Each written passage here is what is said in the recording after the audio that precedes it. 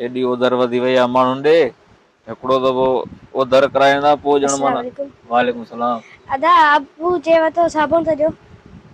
पिणे खे चओ पैसा पोयां क्लियर करे वञे। हिन महिल पिणे जो ई मां इहो खोलियो कहिड़ो साबुण ॾियां? अच्छो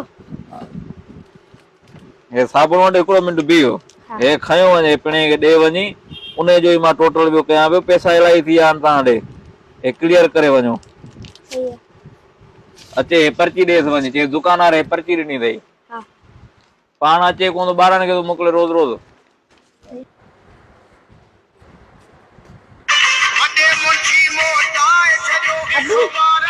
दुकान वाले पर्ची भी ॾिनी आहे साबुण भी ॾिनो आहे। पर्ची भी ॾिनी अथई साबुण भी ॾिनो अथई। इहो दुकान वारो इहो सुधरंदो न। हिकिड़ो मिंट वठ इनखे थोरी सेखत ॾियां तॾहिं मुड़ंदो। 100315448 ठीकु आहे।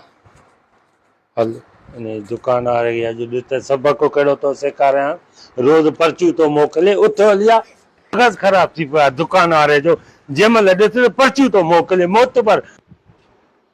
हलिया हलिया हलिया अच हिन जो छो त ख़ैर त तुंहिंजो मगज़ ख़राब थी वियो आहे छा? छो भाउ छा थियो? छो छा थियो?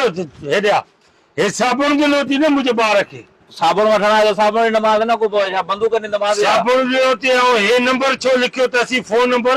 हे मुंहिंजे घर वारे जो नंबर छो हेॾे लिखियो थी त हिन नंबर ते कॉल कर छो?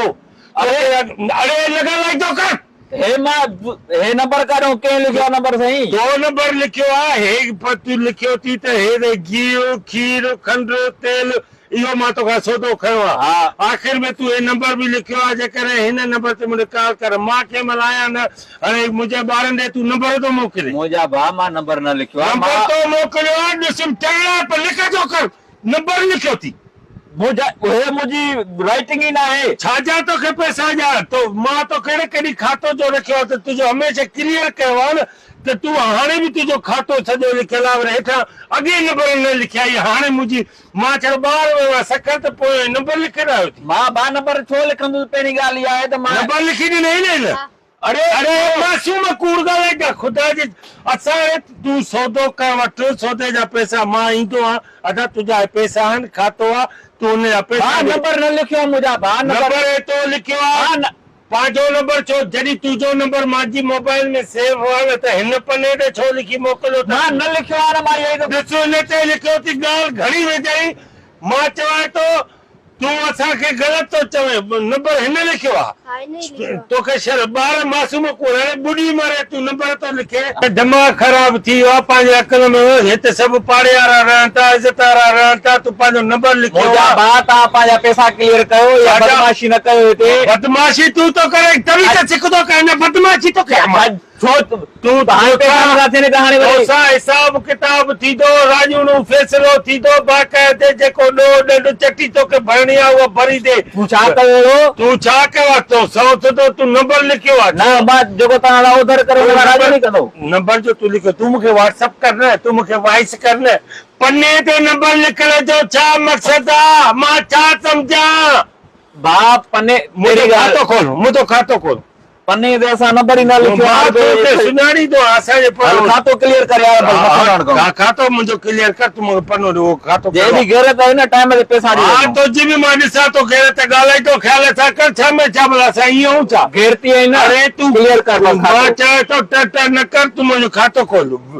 अॻु में गर्मी लॻी पई आहे बिजली जा पोरा न लॻा पिया मुंहिंजो हे खातो आहे। हा खातो हे कर हे ॾिसां हिकिड़ो हे खातो छा आहे क्लियर कंदे न जो क्लियर कयां थी नंबर तो लिखंदो हुते। मां हिक हिक माण्हू खे ॿुधाई त मां एॾो पैसो कढी दुकान बंदि थी वेंदी दुकान बंदि थी परे थी परे खाता बाता नंबर तो मोकिले हे नंबर हे